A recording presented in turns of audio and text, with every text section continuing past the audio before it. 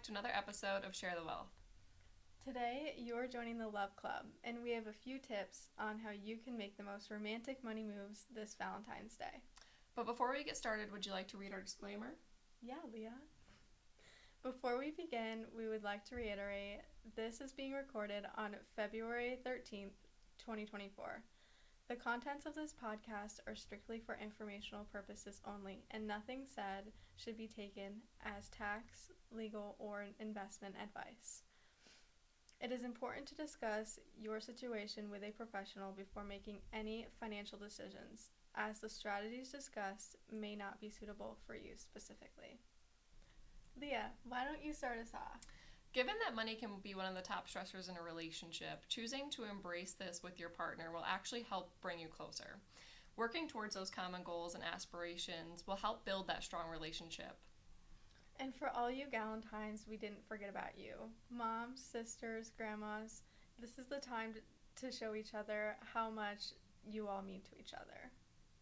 So whether you are in a new relationship, an existing relationship, or a long-term relationship, it's always important to take the time to consider your own personal goals. Once you've considered your own goals, having time to discuss this with your partner is also really important. Wouldn't you agree, Lyndsey? Yeah, Leah, I would agree.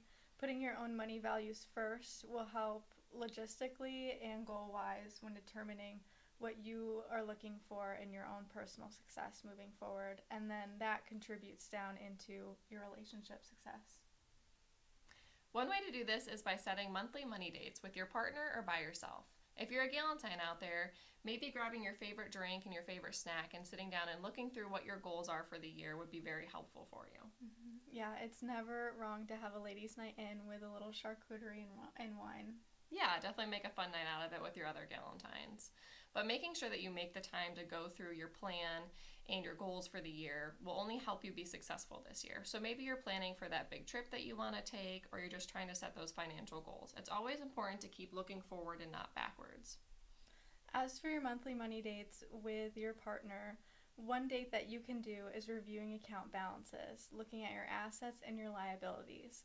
Is your debt increasing? Are you saving enough for retirement? Those are monthly money date questions to review with your partner. Another monthly money date is reviewing your savings account balances, making sure that you're contributing enough to your emergency savings or whatever savings you might be looking towards you saving for. Yeah, we usually like to keep this between 10 and 20%. You want to make sure you're building that up so you have that cushion. It kind of goes back to our emergency fund that we were talking about earlier in our episodes as well. But making sure that you take the time to look over this is only going to help set you up throughout the year. And it's not only going to help set you up, but it's going to help your relationship. Yeah. And if, you're realizing that your debt is increasing, is it due to maybe something in your cash flow, like a fixed expense that's, a little bit more than what you were planning for? Can you decrease them in some areas to make sure you're putting more into that savings bucket? As I briefly mentioned before, taking a look into your cash flow is going to be helping you hit those savings rate goals that we mentioned before, that 10 to 20%. So one way to do this is you're going to look at your net income, and then you're going to look at your gross income that's being deposited into your account. That's going to be after any tax deductions, retirement contributions, or health insurance that you might be having. Then after that, you're going to take a look at your fixed expenses. This could be your mortgage or your rent, your utilities, maybe you have some childcare costs in there, your car payment, things like that. After you do that, you're going to want to divide that fixed expense total by your net income. And then from there, you're going to determine if it's between that 50 to 60% mark that we like to normally throw out there. Wouldn't you agree? I agree, Leah.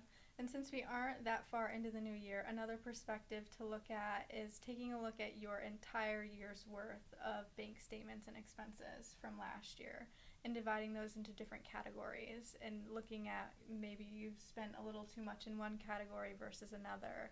And that's another way to save money. Yeah, and if you do find yourself being a little bit above that 50 to 60% range like we mentioned before, it could feel like you're just living paycheck to paycheck, you're not meeting those savings rates. So one thing that you would want to do at that point is take a look at those fixed expenses. Maybe that car payment's a little bit too high and we need to do something about that in order to be hitting that 10 to 20% savings goals that you would like to have. Now it is time to diagnose and discuss. This may take a bit as you dive into conversations with your partner, but remember, it is all part of the healthy plan in order to have a healthy relationship with your partner and money. Yeah, and empowering yourself in your relationship to meet your money goals is a romantic gesture this Valentine's Day. But guys, don't forget the flowers and nice dinner. With this information, we challenge you this Valentine's Day to begin this process by examining your personal finances, your finances within your relationship, or maybe that's your family finances.